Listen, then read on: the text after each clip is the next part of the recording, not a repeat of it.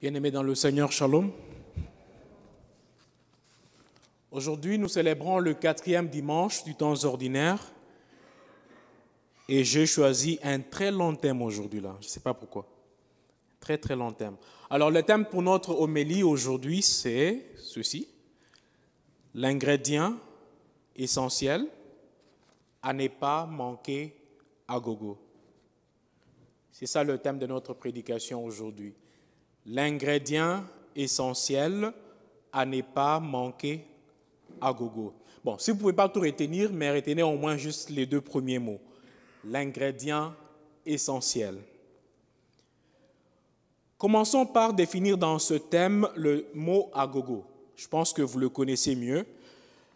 Agogo, c'est une locution adverbiale qui signifie en abondance, à discrétion, à foison, à profusion, autant qu'on peut en prendre.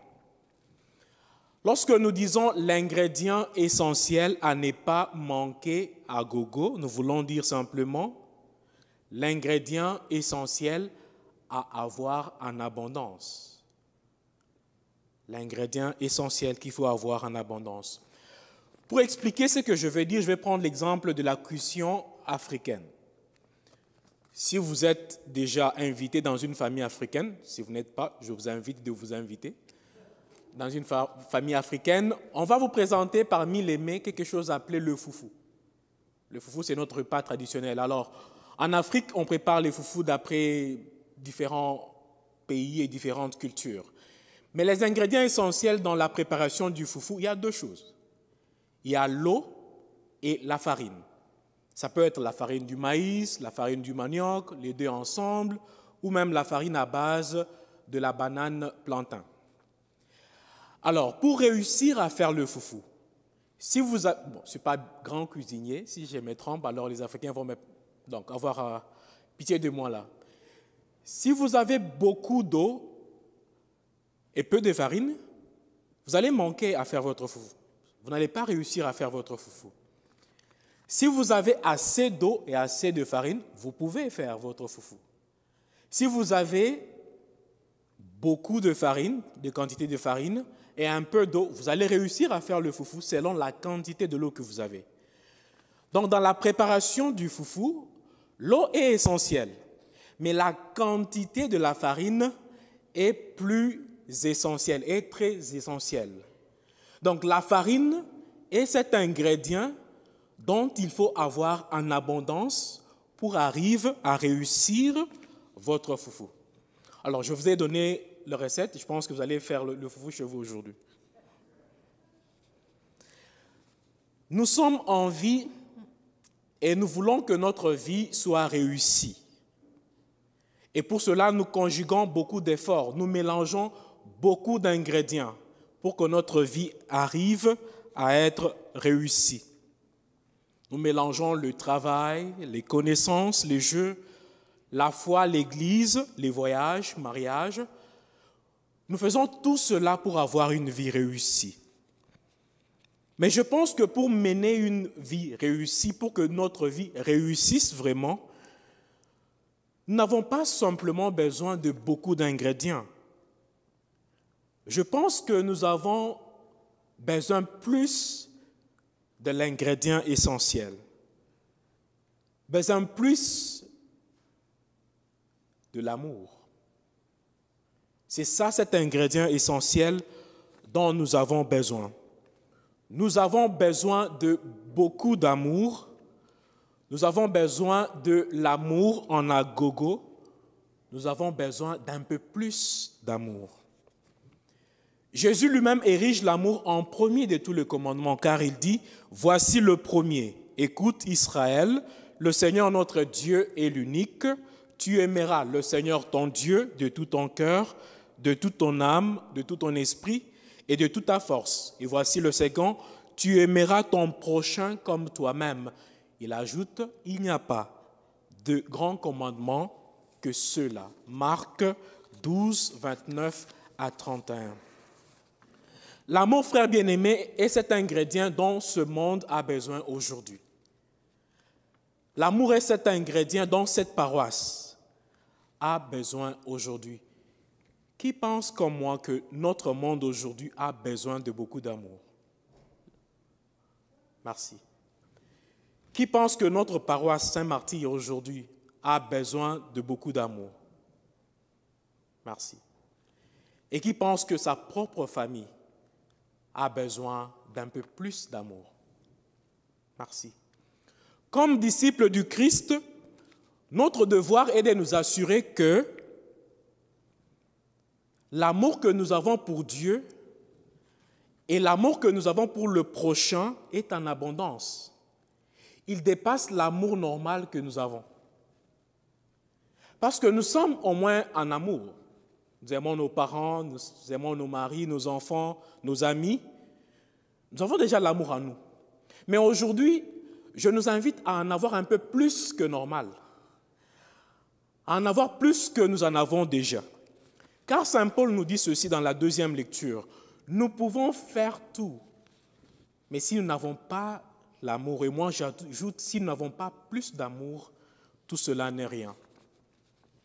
Pour reprendre les paroles de Saint Paul, il dit « J'aurais beau parler toutes les langues des hommes et des anges, si je n'ai pas de charité, s'il me manque l'amour, je ne suis qu'un cuivre qui résonne, une cymbale retentissante. » Paul dit mieux que je peux être éloquent, je peux mieux prêcher, je peux chanter, je peux saluer les gens, parler aux gens, mais s'il me manque l'amour, tout cela n'est rien. Il nous invite à ceci. Quand tu parles à une personne, tu lui parles avec amour. Quand tu salues une personne, bonjour, tu les salues, pas par habitude, mais tu les salues par amour.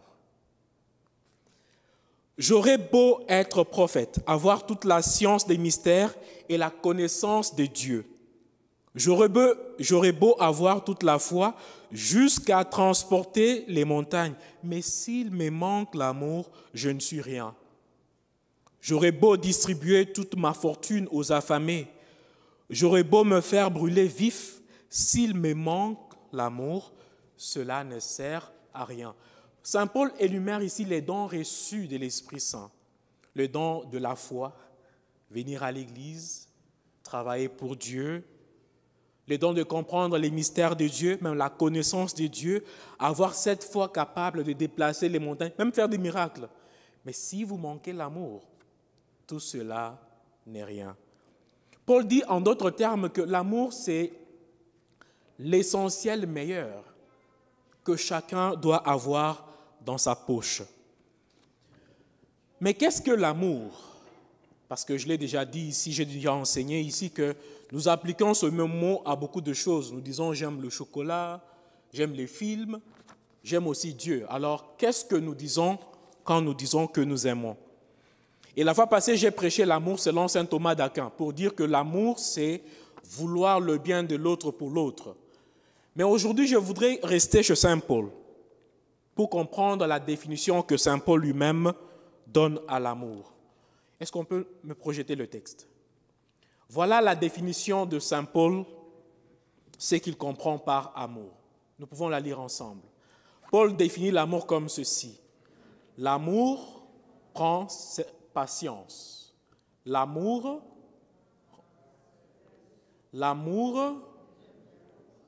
ne se vante pas, ne se gonfle pas d'orgueil. L'amour ne fait rien d'inconvénient. Il ne cherche pas son intérêt. Il n'en s'emporte pas. Il n'entretient pas des rancunes. Il ne se réjouit pas de ce qui est injuste, mais il trouve sa joie dans ce qui est vrai. Il supporte tout, il fait confiance en tout, il espère tout, il endure tout. L'amour ne passera jamais. Si nous regardons bien dans cette définition, il y a deux choses essentielles. Gardez le texte. Il y a deux choses essentielles qui me touchent personnellement. Saint Paul définit l'amour par des verbes. L'amour prend patience, l'amour rend service, l'amour ne jalouse pas, ne se vante pas. Dans la grammaire, le verbe, c'est un mot dans la phrase qui fait l'action, qui dicte l'action de la phrase. Lorsque saint Paul définit par l'amour par action, il insinue que l'amour est toujours en action. Il n'est pas passif. L'amour fait toujours quelque chose. Alors, si nous regardons dans cette définition encore, quelle est l'action que fait ces verbes? L'action que fait ces verbes, il semble m'être contraire à ce qui devrait advenir normalement. Je reprends ça. L'action que fait tous ces verbes me semble être une action contraire à ce qui devrait advenir naturellement. Prenons la première phrase par exemple. L'amour prend patience. Cela insinue qu'il y avait une occasion de la colère, une occasion de la révolte, mais l'amour choisit d'agir différemment, de prendre patience, de ne pas s'enflammer contre le naturel qui était là. L'amour ne jalouse pas. Ça veut dire qu'il y avait une occasion de la jalousie. Il y avait une occasion de se sentir un peu jaloux ou jalouse, mais l'amour choisit de ne pas être jaloux. Il ne se vante pas. On ne peut pas se vanter quand on n'a rien. On ne se vante pas quand on n'a rien. Il y avait au moins une occasion de se vanter, mais l'amour choisit de vivre autrement. Quand nous regardons tous ces verbes, j'arrive à comprendre l'amour chez saint Paul comme ceci. L'amour, ce n'est pas un sentiment, ce n'est pas des émotions, ce n'est pas des désirs, mais c'est cette décision que je prends dans un moment donné pour être différent ou pour agir différemment à ce qui devrait advenir naturellement. Quelqu'un me fait du mal naturellement, je devrais répliquer par la colère, mais je choisis d'agir différemment. Je choisis de lui pardonner. Et c'est d'ailleurs ce que Jésus fait en Jean 8, parce qu'il est devant une femme qui avait commis l'adultère. Naturellement, la loi dit quoi? Il fallait lapider cette femme. Mais lui choisit d'agir différemment pour sauver cette femme. Il s'incline à terre et dit qu'il n'a pas de péché, qu'il soit le premier à jeter des cailloux sur cette femme. Et personne, jusqu'aujourd'hui, n'a jamais jeté. Même nous sommes là, nous qui sommes là, n'avons jamais jeté la pierre à cette femme-là. L'amour agit autrement. Nous sommes créés à l'image de Dieu et saint Jean nous dit « Dieu est amour, Deus caritas est ». Et nous qui sommes créés à l'image de Dieu, nous sommes censés aussi être des amours. Pas simplement être des amoureux, mais être aussi amour comme Dieu. Il y a une différence entre être amour et être amoureux. La différence, c'est que c'est dans la possession. L'être et la possession. Celui qui est amoureux possède l'amour. Or, dans la possession, saint Paul le dit bien quand vous voyez toute la lecture, il dit que le don des langues peut cesser. Si vous possédez quelque chose, vous pouvez la déposséder un jour. La chose peut finir un jour. Mais si vous êtes, ça veut dire que le jour où vous allez cesser d'exister, c'est ce jour-là où l'amour va finir. Alors, lorsque nous disons que Dieu est amour, nous disons qu'éternellement il est amour, parce que Dieu ne finira jamais. Mais si nous ne sommes que des amoureux, c'est comme ça que nous avons des problèmes dans des couples. Parce que nous possédons l'amour pour une personne, et un jour cet amour-là va faner et il y aura des problèmes. Aujourd'hui, je nous convie à devenir des amours, pas simplement à être des amoureux, à être des amours pour Dieu, à être des amours pour notre prochain. Et Dieu est vraiment amour. Aujourd'hui, nous allons faire encore un devoir. Je voudrais que nous regardions notre définition, premièrement, pour vérifier si Dieu est amour, que nous remplacions partout où il y a Jésus, partout où il y a amour et il, le nom Jésus. Et vérifier si vraiment Dieu est amour, cette définition va dire vrai à cela. Jésus prend patience, et c'est vrai. Il est patient contre nous des pécheurs que nous sommes. Jésus rend service. Il est venu pour servir et non pour se servir. Et c'est vrai. Jésus ne jalouse pas. il va jalouser qui? Jésus ne se vante pas, ne se gonfle pas d'orgueil. Jésus, ensemble, faisons-le ensemble. Jésus ne fait rien d'inconvénient. Il ne cherche pas son intérêt. Jésus ne s'emporte pas. Jésus n'entretient pas des rancunes. Jésus ne se réjouit pas de ce qui est injuste. Jésus trouve sa joie dans ce qui est vrai. Jésus supporte tout. Il fait confiance en tout. Il espère tout. Jésus endure tout. Jésus ne passera jamais. Et c'est vrai, ça dit vraiment qui il est. Mais est-ce que nous sommes aussi des amours? Et pour le vérifier, nous rentrons encore à notre texte. Que chacun mette son nom à chaque place où il y a amour, où il y a il. Que chacun mette son propre nom là, pour vérifier et voir si nous sommes bons en amour ou pas. Et de là, nous allons tirer des conclusions. Faisons cet exercice ensemble. Aujourd'hui, là, il y a beaucoup d'exercices à faire. Le dernier. Moi, je prends patience. Déjà, ça commence mal. Ça commence mal. Est-ce que moi, là, je prends patience? Je ne sais pas. Pour moi, je suis sûr et pas, mais ce n'est pas pour vous. Moi, je rends service. Quelquefois. Moi, je ne jalouse pas. Hein? Je ne me vante pas.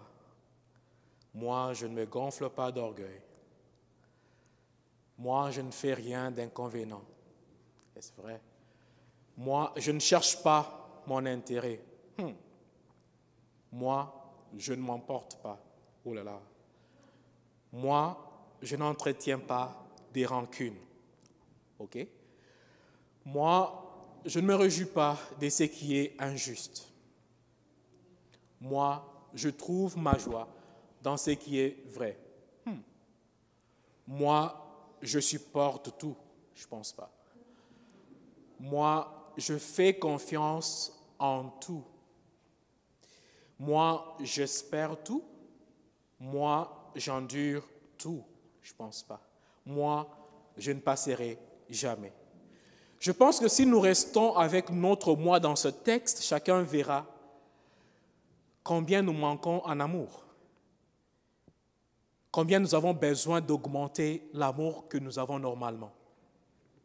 Prions dans cette messe que le Seigneur nous aide et nous aide chacun dans son manquement pour qu'il augmente en nous cet amour, pour que nous le ressemblions et que notre monde soit réussi, soit un monde qui vit dans la joie et dans la paix.